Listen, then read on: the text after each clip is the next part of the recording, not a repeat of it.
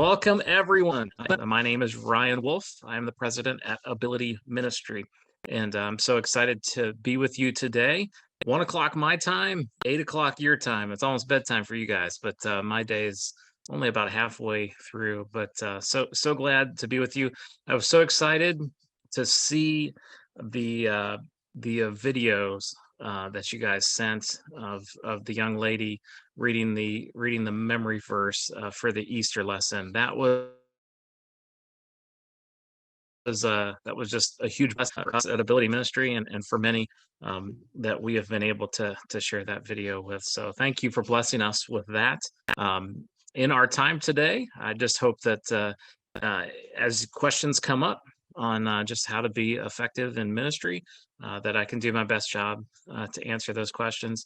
If I have a resource that comes to mind, what I'll do is I'll drop it in the chat section with a link. So if you want to open up your chat section, then we'll just get started here.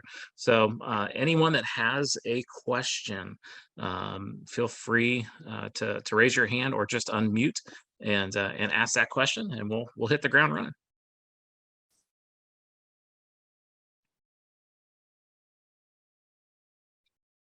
Don't be shy. Ryan, I'll start. Okay. I want to ask more how you got into the ministry. What motivated you to start this big ministry? Do you have anyone with special needs in your family, or? That's a good question. And for me, my story is a little bit different, I think, than most people that get involved in disability ministry. I did not grow up with an immediate family member with a disability. I attended a church, First Christian Church in Canton, Ohio, that had a class for adults with intellectual and developmental disabilities. So as a kid, going to church and encountering people that maybe didn't walk like me, talk like me, act like me, and for me that was just kind of strangely intriguing, I guess. And so because I didn't encounter any people like that in schools, because our schools at the time when I was going to school in the 80s were segregated, so kids with disabilities didn't interact with other kids. So the only place I saw anybody with disabilities back in the 80s was at church. So an intrigued young man, I befriended a lot of these people at church and just got to know them. Having conversations with them, became great friends with them, and God kind of opened my eyes to a world that was really unseen back in the 80s, because there wasn't inclusion in schools in the 80s in the US. So God opened my eyes to really a hidden population, people with disabilities, and I fell in love with it. It's kind of kept that passion, I guess, and calling in front of me. I went to school, got my ministry degree, got a master's degree in counseling, and started working in the church. And disability ministry was always something that intrigued me, and that I've really focused on for quite a bit of my time in the local church ministry. So good question, long answer. Sorry. So. Thank you, Ryan. Anyone from the volunteers would like to ask something that's happening in your classes that you would like advice? Judy, Akram, Kale.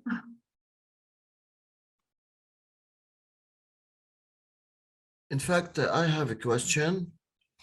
Well, sometimes we have some kids that are so active, and that will distract other children in the class. So how we can manage to give attention for both of those categories of people, of children? Okay, can you ask that question again? Yeah. Normally we have some kids who are very active, while others are attending the class. We find a little difficult to manage those active kids, hyperactive kids, in fact, and to keep them all attending the class.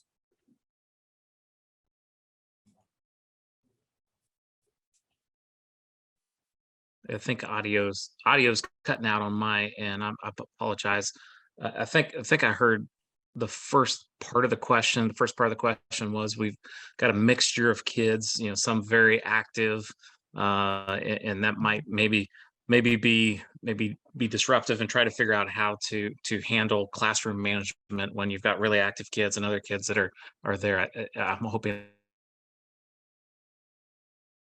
I, True, true. This is the I, question. I grabbed most of the question. Yeah. Okay. All right. So that's a great question, and that is something that happens in every single classroom. So don't feel like there's something wrong going on in your classroom. It happens everywhere. I think we have a tendency when we've got really active, hyperactive kids that are kind of dominating conversations to want to try to stop them, try and I think at times we may view them as, oh my gosh, they're the problem that needs to be fixed in the situation. I think sometimes that's the wrong way to look at it. Jason Morrison on my team created a resource. It's called a head coach resource, and because he encountered this in his classroom. He teaches a classroom for teenagers, and he often had, some really hyperactive kids that were dominating conversation, dominating his attention. And rather than trying to fix them, he really leaned into their energy, their high energy, and he put them in charge of things in the classroom, and they really responded well to that. Rather than trying to slow them down, give them a job to do that they can, kind of focus on, because if they're hyper focused on their job, they may not be as disruptive. So what I'll do is I'm going to jump onto our website, and I'm going to go find that resource, and it has a printable piece to it too, which is great. So you guys can use it and adapt it. So it's called the Head Coach resource. I'll pull that up. All right, let me go to this post. Like I said, it has links in there that you can go and download. So I'm going to drop this in the chat section for y'all to use, and I think this will be a really good help for you. So there's the link in the chat. Like I said, it's the Head Coach. One of the interesting things, I'll just give you a little example of what Jason did for his class. Like some of the kids that were being super hyperactive, he in this head coaching thing is he created penalty flags. So I mean, if you're watching any sport, there's always a referee that it also flag. So he when he put these kids in charge of different aspects of the classroom, they were able to throw a flag whenever they saw someone out of line. And he would encourage them to like throw flags on him as the leader in the classroom. So some really good examples there. I would encourage you to read the post, download the resource, and adapt it however you see fit. So, all right, someone else joining us now. So, other questions? Great question. This is a great resource. This is exactly what we need, because we have a new child. He's 4 and he's very, very active. He's on the autism spectrum. So Okay. we need something like that. You want to?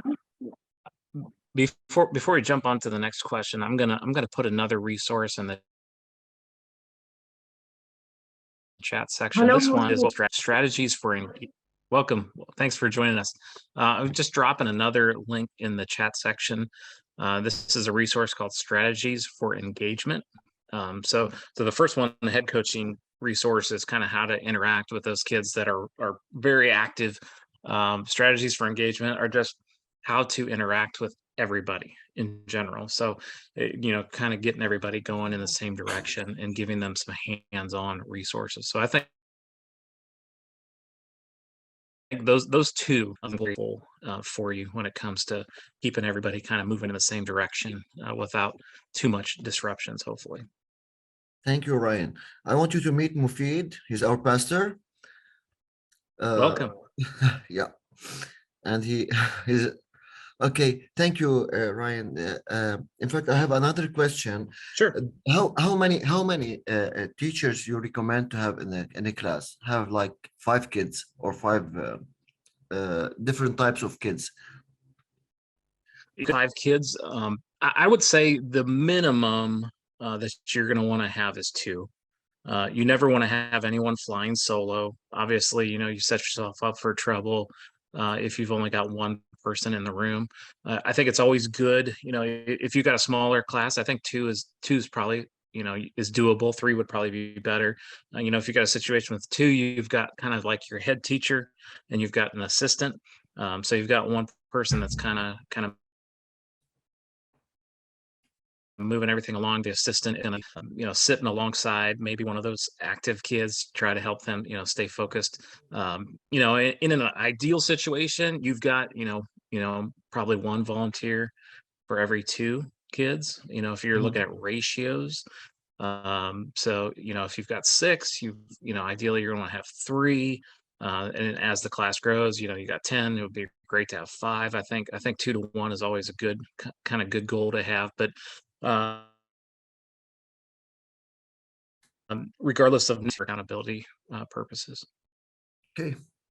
Okay. Thank you. Yeah, I have a question. sure. Hello, I'm Pascal. I don't know if it's hearing something. Yes, we are dealing with a group of kids from different ages, starting from the age of 4, and we have one adult who is who doesn't speak. How can we manage? Mostly all our kids have autism, and it's from different stages, from the lower stage till very high, and the medium stage of autism. How can we deal with this different spectrum with the different needs and different ages in the same classroom? Hmm. Yeah, it's obviously autism, is a spectrum. So any autism could be different than anyone else with autism, because they're a different spot on the spectrum. I think the best way that you can help kids, if you've got people all across the spectrum, different levels of ability, is to have more one-on-one volunteers. So again, if you've got a bunch of different kids all over the place, the more that you can pair them up with a volunteer to make sure that they're tracking when it's ideal. Again, whenever you have a situation where at least your thought is, okay, you've got someone here and someone here and someone up here. My encouragement for you is to teach up here. Don't take the message and this will sound bad maybe, but don't water down the message to the point where people up here are going to check out and don't listen. Always teach up here, because I think the kids that we may think are down here are probably a lot higher in their ability and understanding than we give them credit for. So teach up here. Kids are going to grab something. If you don't teach up here, the kids that are up here aren't going to pay attention, and you're going to have maybe more behaviors. But as much as you can, increase the volunteers, have them kind of side by side with the kids, and I think that's probably the best way to do that. Thank you. The problem, Ryan, is our church is small. Doesn't have lots of members. Like, we are around Okay. 150, and the Okay. majority are new followers of Christ. So the thing is, my question is, how can I inspire more people to volunteer in the ministry? Because when they come to church, when they start their journey with God, you are focusing on their growth and their faith. They're coming to church. You cannot tell them, we need you to go into ministry now. And Right, right. this is a problem we're having. Like, we are putting all our efforts on few youth who've been working for a long time, but I think they want someone else to join the ministry, so they take breaks as well, because sometimes we get like someone can't come and another one has to repeat another week, and it's exhausting on them. So if we want to inspire other people to join, what is your advice? How can we do that? Yeah, it's obviously not easy, and I think if anyone in ministry anywhere in the world could solve the volunteer problem, they would probably be the most famous person in the ministry circles, right? Because volunteers are always, you know, at a premium. You know, you always need them, but you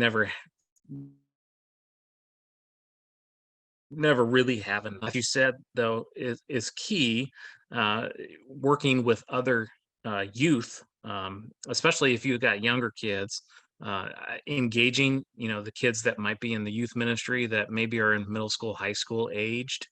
uh, they will always be the best volunteers that you will ever have when it comes to disability ministry, especially with younger kids. The reason for that is, kids are, you know, with disabilities are no different than kids. They always look up to someone that is closer in age to them than they will an adult. So if you can engage some of the youth in your church or within your community, they will become the best volunteers that you'll ever have, because the kids will cling to them because they want to be them. You know, they look up to them. They, you know, uh, that's not to say that adults aren't important. They are super important. And one way to tackle that, one way that we tackled that in the early stages of our ministry, that I started at Genesis. It's an ideal thing. This is not something that you want to lean on forever. But one thing that we did to kind of fill the gaps was we asked parents to stay one time a month. You know, again, it's not something you want to do forever. And that's something that you want to communicate to parents, is just say, hey, we've got a need right now while we recruit volunteers to have you stay once a month with This is exactly your what we're kids. doing Say, now. okay, well, that's great. That's great, and I think that hopefully will, um, it hopefully will help kind of fill the gaps as you recruit people. Another great resource that we have found, and again, I don't know exactly your situation there in Lebanon, but a lot of our kids that are either in high school or young adults that are in college are required to have volunteer service hours. So we recruited a lot of college students from local colleges. Towers just said, "Hey, we've got a great opportunity for you to get some of those volunteer hours. You know, we'll sign off on any of that volunteer hour paperwork if you come. Just, you know, hang with our kids. And obviously, you have to do. Obviously, we would do like background checks and application processes to make sure that." Obviously, they were coming in and they didn't have any issues that would put any kids at risk. So, and anybody outside the church, obviously, or outside the church, obviously, you want to do your due diligence as a leader to make sure kids are safe. But especially if you're recruiting people from outside the church, it's important too. But those are a couple different ways that we attacked the ongoing volunteer needs, because it will always be a need within the church.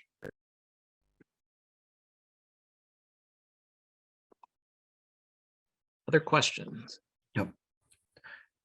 Do you think it is helpful for other kids to see another parents attending the class while their parents are not around? You cut out again. I'm sorry. I Your think I have a question. problem. Yeah, my question is, when having any of the parents attending the class, do you think it's helpful for other kids not to see their parents included in this class? Yes, that's a good question. And oftentimes, as much as you know, we want parents to be involved. Sometimes they can be a problem. I think what we have seen in a lot of different situations is the kids oftentimes will behave better when their parents aren't there. So if they're are fairly new as you're building your ministry and you have small classrooms, but if there is an opportunity where parents stay to help, if you can put them in a role where they're not directly working with their kids, that's usually the best situation.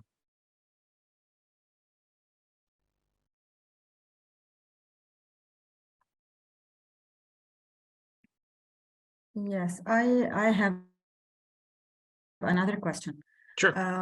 We tried once to include the special need kids with the other kids from the same age group, but it didn't work out. Any advice if we are trying to do that again for the special need to be more included in society, and for the kids that don't have any challenges to accept more the special need kids and to help them in being involved in the community? Any special tips we look for? Yeah, absolutely. Absolutely. I think it's always a good idea to make it the end goal to have everyone included, right? I think it's the best situation when everyone's included. But the fact of the matter is, not everybody is necessarily ready for that.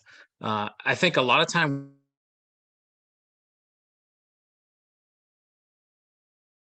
we spend to fit in and interact. And oftentimes we forget to teach all the kids that maybe are neurotypical or able-bodied.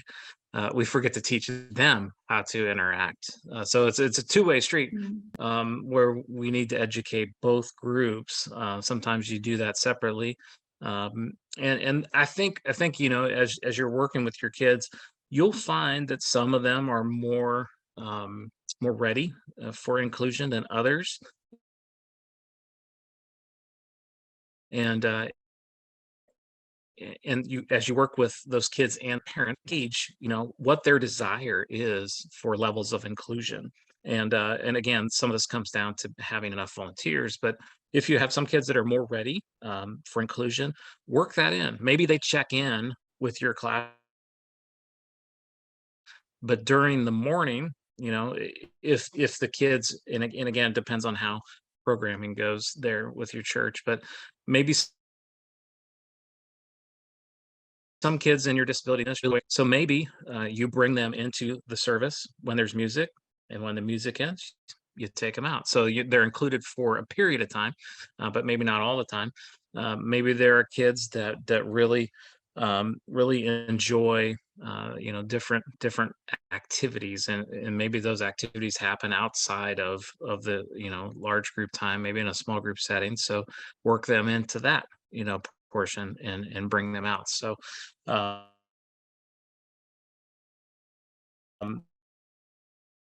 so yeah, desire is for levels of inclusion. A great way to kind of break the ice and help people get to know each other is outside of your Sunday morning type of gathering time. So if you've got an event that you put on for kids, whether it's you're going somewhere, you're going to see a movie, you're having a respite event, you're doing something fun, invite everybody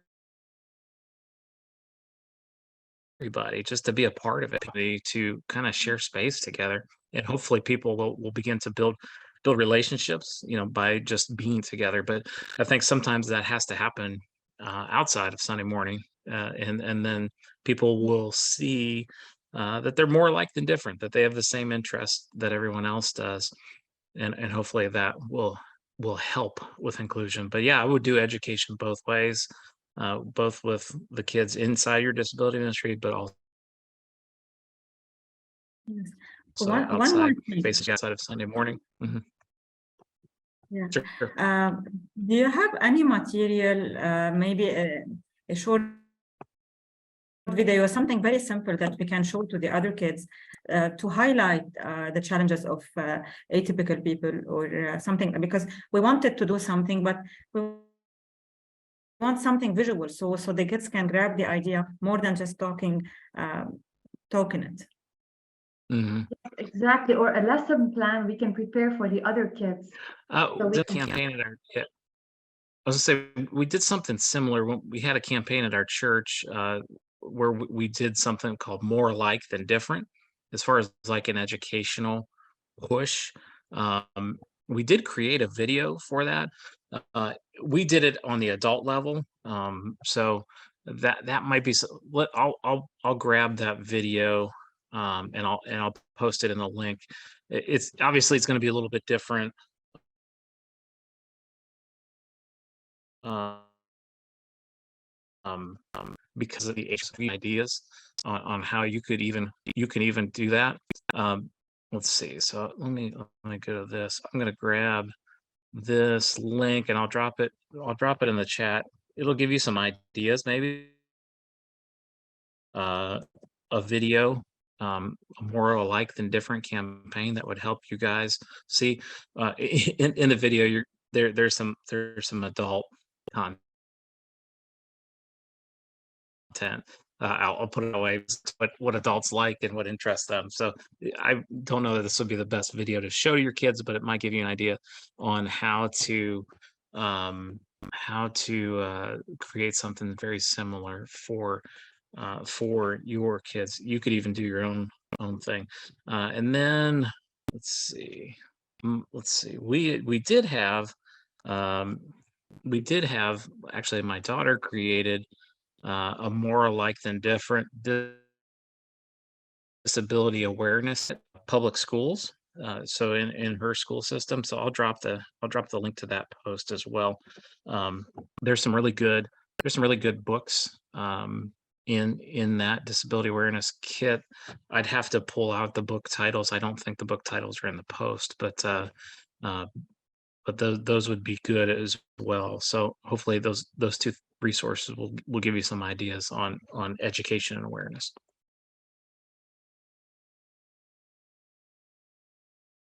All right. So Hi. Jen, how are you? Hi, I'm fine. So, I just want to ask if you have any tools for us. I've never been a volunteer. I would like to help. I love to help, but I don't know how to act, if, um, what to do in case we have someone screaming, or should I come? Should I run after them? Should I come and hug them? So if you have any tips, let's say, or tools or guidelines, what to do, it would be great if you can share it with us. Thank you. Yeah. So yeah, thank you for that question. Where I would encourage you, as we're talking about like having a classroom where you've got a lead teacher and you've got an assistant, a great place for you to step in would be in that assistant role where you don't have to be in charge, you don't have to have it all figured out. I think there's always a need and a place for a leader and an assistant. So I would encourage you, pair up with someone who's leading that's maybe a little more as far as interacting with kids with disabilities or people with disabilities, and that way you've got someone you can say, hey, I want to help, but I'm not sure what to do in this situation, and they can help you.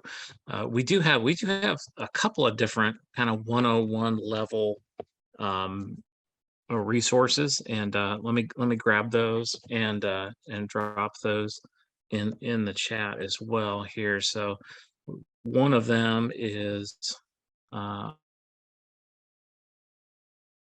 Uh, let's let's see.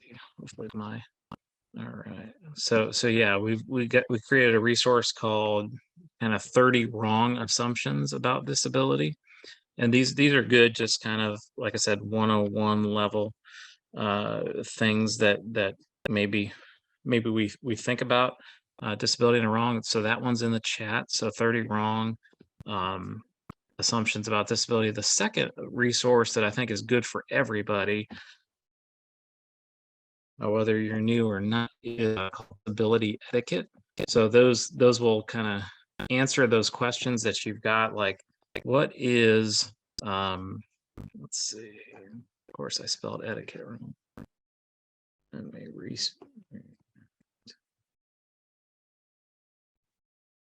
There's certain words that I always spell wrong. I don't know about you guys, but etiquette's one of them. Okay, here it is. All right, so this is another great resource. grab it. I'll copy it and so the think will answer a lot of those questions that you have, like what should I do in this situation? And it'll give you different tips based on different disabilities. So I think those two would be really helpful for you as you're kind of getting your feet wet in the area of disability ministry. Thank you, by the way, for jumping in. You will be a blessing to many in the ministry there, and the blessing will be returned to you for sure. Great question. Other I have, questions? yes, I have, and if anyone doesn't have, I have also one Sure. Mhm. more question, please. Since you have talked to people with a disability and they were able to express themselves, I always ask myself, because we tend, when we address kids or people with special need, to change our tone of voice, like using the baby tone or something, like they are slow and understanding or something. How good or damaging is this to the people with special need? How should we address it, or even how can we talk to the parent? And any small tips about addressing the parents, what to say, what not to say, and or to the kids with special needs. Yeah, I think again that's a very common thing where people talk to people with disabilities like they're a baby. It's unfortunate. It's very frustrating, especially for the people. And something that we always encourage people to do is talk to adults like they're adults, talk to teens like they're teens, talk to kids like they're kids. Just because they have a disability doesn't mean that they don't have like a level of understanding, and they should be treated appropriately based on their age, not our assumed what we assume their ability level is. So yeah, always talk to people, based on their age. Look them in the eye. That's a kind of another good thing. If somebody's, if you're talking to a child that's with their adult, talk to the child. Don't talk to the adult about the child in front of the child. So just the basic, basic etiquette. And a lot of that I think you'll find in the disability etiquette resource. So yeah, talk to people like they're people. Always assume this is kind of another principle, is always assume that people can understand, because they often will understand at a much higher level than we will give them credit for. All right, we got another question. I think Kale, or I can ask. Yeah, go ahead. Yeah, first of all, thank you for taking the time. Absolutely. Your heart all the way to the Middle East to help us here. And this is really a blessing. I'm so proud of the team here, that what they are doing is amazing. Question for me, what do you advise me as a pastor in this area? Well, first of all, thank you for being a part of this. Thank you for empowering and encouraging these volunteers, because there's a simple rule of thumb too in disability ministry. The disability ministry will only grow at a level as the senior leadership is bought into it. So it will only grow as much as you believe in it and want it to. So again, thank you for being here. My encouragement for you is don't be silent about disability. God has a lot to say about disability in the Bible, believe it or not. So should we, as pastors, leaders, volunteers, and there, from Jesus, especially in Luke 14, verse 21, we're talking about the great banquet, and Jesus, the leader of the banquet, the master of the banquet, instructs his servants, go out quickly into the streets, into the alleys, and bring in all who are poor and disabled. And I just think that's as clear of a command from Jesus's lips as we can find. So if Jesus wants it to be a priority, we too, as pastors,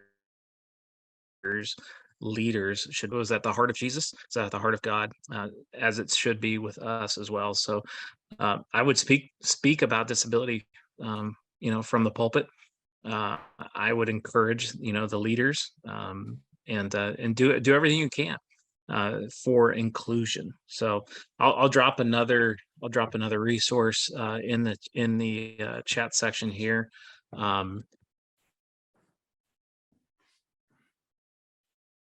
It's and obviously this is a resource that just kind of takes a snapshot at some of the big scriptures in the Bible. It doesn't by any means capture everything, but it's a great thing that I think you can print and keep close to you. So let me go to here. هبة سيفيها عندك, please. Thank you so much. But yeah, it'll let me scroll. Yeah, absolutely. So yeah, give me 1 second as I pull this up. You're making my life easier if you're sending me the So yeah, this could even be, you could even take the 4 sections from this document and you could even turn it into a sermon series. So here you go. So what does the Bible really say about disability? Just drop that into the chat. So yeah, I would just go to that resource, print it off, and to give you kind of a good about what the Bible says about disability. So yeah, just be a communicator and be an encourager as well. So that would be my encouragement for you. Appreciate this. That's very helpful. Really appreciate it. Thank you so Got much. it. Yeah, thank you. And keep me accountable and keep me accountable guys, about this. Absolutely. Got a good team here. All right, next question. Okay, I have a question. Sure. Okay, so do you have any sources or sites regarding games that are easy and fun to play with the kids? Because some of the games, like some are able to blend in with the game, but some aren't, like they don't have the capacity or the ability to play, or some just don't have, like they don't have the focus or they don't feel interested.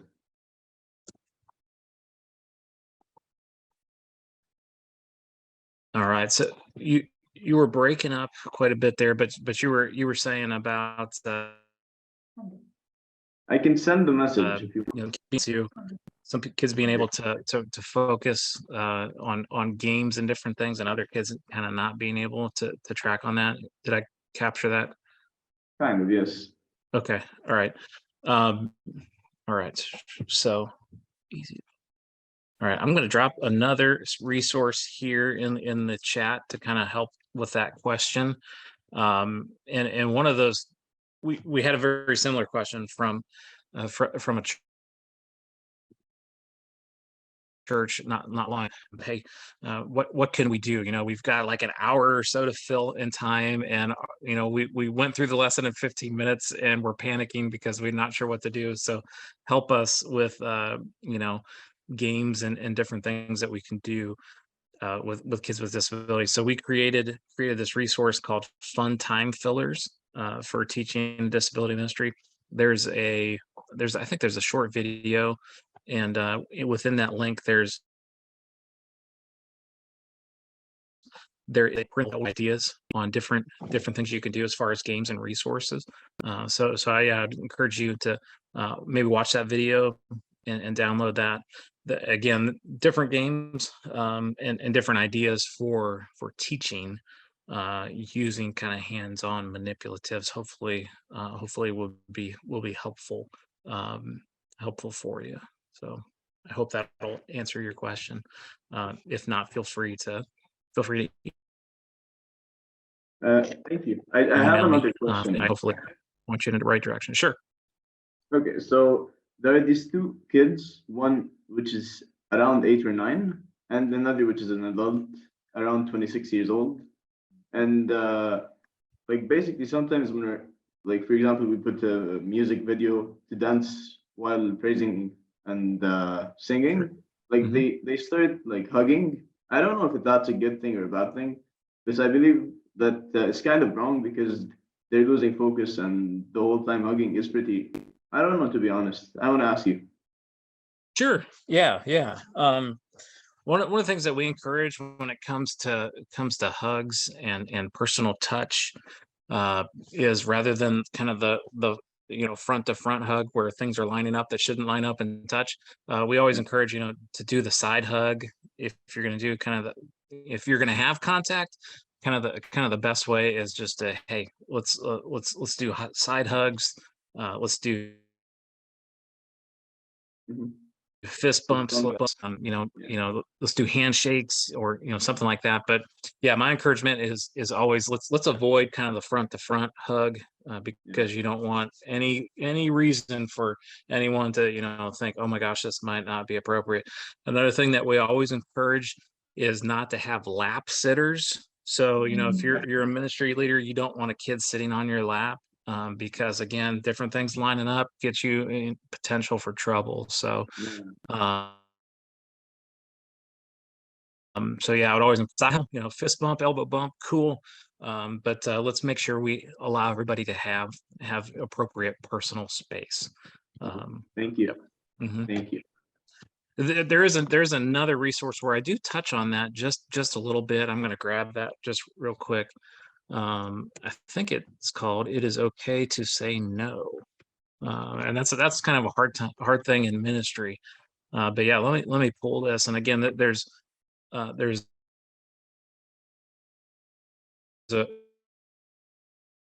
in this resource I do talk about it's okay to say no to like hugs. So yeah, I threw that in the chat section. So feel free to download that as well. So other questions? We've got about 8 minutes left, and then I'll need to wrap up. So last question or two. I have one more question. Oh, sorry. Okay. Okay. I'm a dad of an autistic boy, so I feel I have to go inside, and I love to do that. But as for a volunteer, what do you think he should have so that he can be in contact with those kids, beside loving them? All right, so I got the second half of the question. First part of the question, you said someone. Yes, I mean, what a volunteer should have in his character so that he will make those kids loves him. Okay. All right, so a matter of like character of volunteer. Yes. So here's a couple things that I've always taught when it comes to what qualifies you to be a volunteer in disability ministry. As the first two are non-negotiable. You got to love Jesus, and you got to love people with disabilities. And the next two things will determine your level of success. And the first one is, number one, are you willing to have fun? And number two is, are you willing to be flexible? All right. So love Jesus, love people with disabilities, want to have fun, and be flexible, because disability ministry never goes as you plan it. I think that's the simple truth. Is so if really rigid, like things have to go this way, I have my lesson plan and nothing can throw it sideways, disability ministry is probably not not where you're going to be successful. If you're not a person that's willing to kind of have fun and laugh at yourself, again, disability ministry might be a difficult thing, because disability ministry is a ministry that's completely unpredictable, but so much fun if you're willing to embrace that kind of chaos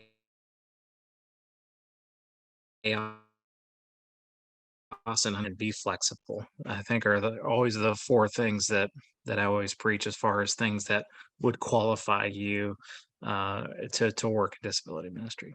So great question. All right, we got time for one more. Yes, I have one. I work with a kid who has a disability at school, Okay. but sometimes I feel like I can get his attention, and the question is يعني, how do I encourage him to work with me in a certain task or something at school? Yeah, absolutely, absolutely. I think it's important when you're working with anybody, whether it's school or church. First thing that's going to help you be successful is just getting to know the child, getting to know what they enjoy, what they don't enjoy, and really leaning into those things that they enjoy. So if you're going to put them on a task by talking about some of those things that they enjoy. We've got and again I'll grab this resource real quick and drop it in the chat, but we've got what we call an info sheet. Go back here, and what it does is it helps you ask the right questions to get the information that you need about that child. All right, mystery information sheet. All right. And I think once you have the information, what helps will help you to be successful. All right. So yeah, let me drop this in the chat, and I think it'll be helpful to you no matter what setting you're in, school or church. Just again, the more you know, the more successful you can be. So yeah, have the parent and the child maybe fill out the information sheet, and then really lean into the things that they enjoy. It'll also answer the questions of what you should do as well, because you don't want to, step into any pitfalls for there. So very good. Hey guys, I've really enjoyed spending time with you. We're about an hour, so need to wrap up. I'm sure you guys are getting ready for bed. I'll be getting ready to get kids off the bus here soon. So thank you again. We've been recording this. So when we're done, and I think I will share that with you. May I ask if we would be allowed to share this as well on our platform? Okay. Sure. All right, Of cool. course. Because I think this will be helpful for other people too, because you guys asked a lot of great questions.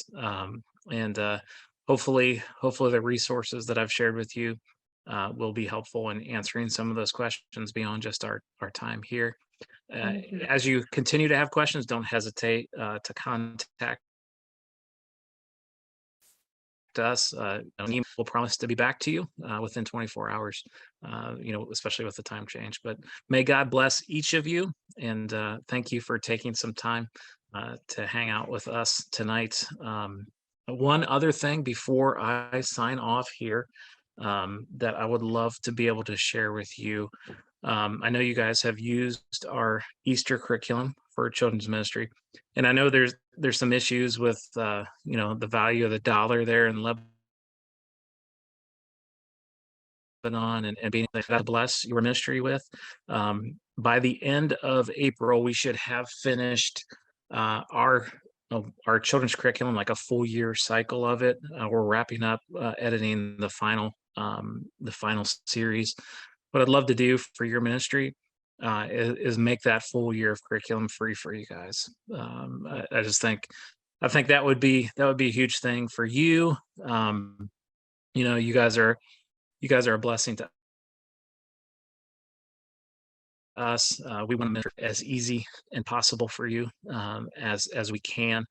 We don't want payments and issues like that for you guys in Lebanon to be an obstacle. So by the end of April, like I said, we'll have that wrapped up, and we'll send you a special link where you guys can download that for free. So we hope that will be a blessing to you as you seek to be a blessing to many in Lebanon. God bless you, Ryan. Thank you so much. Thank you, Ryan. So Answer prayer. Thank you so much, Ryan. Thank you. Thank you, Ryan. It was very Absolutely. helpful, Ryan. Thank you. Thank you. Absolutely. Take care. God bless Thank you so much. Yeah. God bless you too as well. Thank you. Bye. Hey.